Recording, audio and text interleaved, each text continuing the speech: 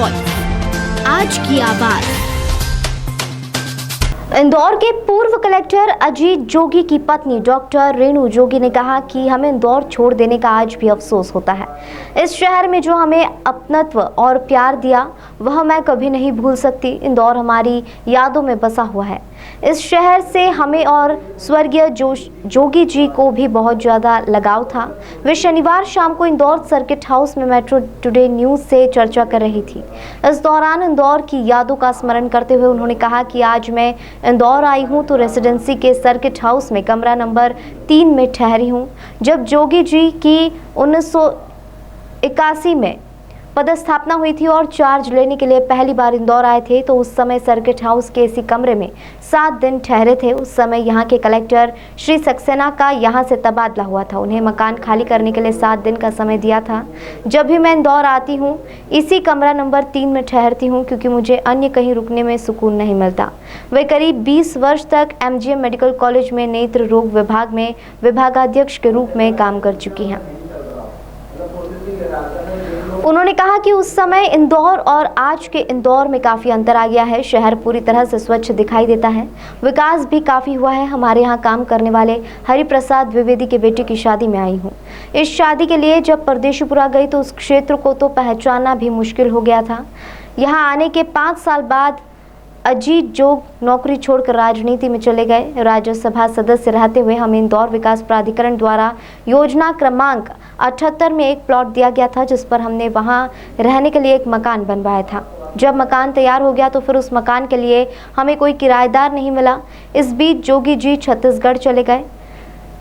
इसके चलते बाद में यह मकान बेच दिया। इस मकान को बेच देने का आज भी हमें अफसोस होता है। मेरा बेटा अमित जोगी भी कह रहा था कि मकान क्यों बेच दिया।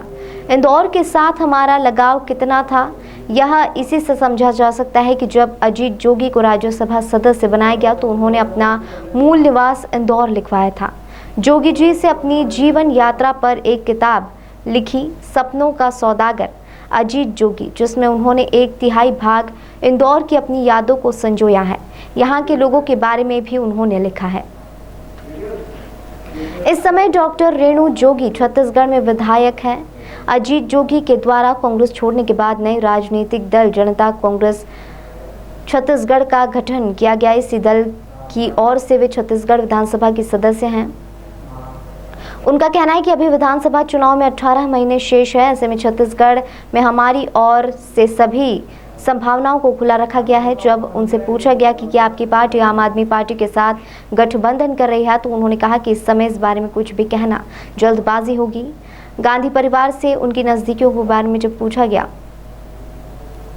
तो उन्होंने कहा कि अभी भी सोनिया गांधी से उनकी बात होती है। उन्होंने बताया कि अमित जोगी के पुत्र का नामांकन में श्रीमती सोनिया गांधी ने ही किया था। कांग्रेस के साथ ही फिर से पार्टी के विलय के बारे में उन्होंने कहा कि राजनीति में संभावनाएं कभी खत्म नहीं होती हैं। जी, हम जहाँ सर्किट हाउस में बैठे हैं तो मैं कह रही थी जब रायपुर से ट्रांसफ़र होकर आए थे 1 हफ्ता यहीं गुजारा। इस कमरे में मैं बच्चों के संग थी और जोगी जी बगल के कमरे में थे। मिस्टर सक्सेना हमारे पहले कलेक्टर थे। एक शिष्टाचार रहता है और एक व्यवहार की 1 हफ्ता उनको भी शिफ्ट होने में लगता है। तो आज उसी कमरे में आप रुके फिर से? हाँ, मैं अपने वाले में नहीं, जोगी जी वाले कमरा नंबर 3 और वहीं से रिक्वेस्ट डालती हूँ कि यानी यहाँ ही रुके। वैसे रेसिडेंसी भी एक बार रुकी पर मुझे वो सुकून वहाँ नहीं मिला, यानी यहाँ जो इस रूम में मिलता है। पुरानी यादें, पुराना वातावरण। आज कलेक्टर बंगला भी देखना चाहेंगे आप फिर से, जहाँ लंबे समय तक रहे? नहीं, राघवेंद्र सिंह जी जब कलेक्टर थे और उसके पहले भी शैलेंद्र सिंह जी जब सेल्स टैक्स कमिश्नर थे तब मैं उनके घर डिनर पर गई थी। उन्होंने पूरे एक कमरा घुमाया क्योंकि एक लगाव सा हो जाता है।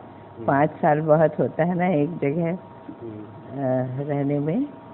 और शैलेंद्र सिंह जी ने बताया कि हमने ये बढ़ा लिया है, इसको कमरा बना लिया है। राघवेंद्र सिंह जी ने बताया कि हमने ये बेडरूम के पास एक अतिरिक्त कमरा बना लिया बच्चों के लिए। और वो म्यूज़िक के बहुत शौकीन थे तो कुछ बजा के भी गा के भी सुनाया। तो अभी खैर, अभी भी इंदौर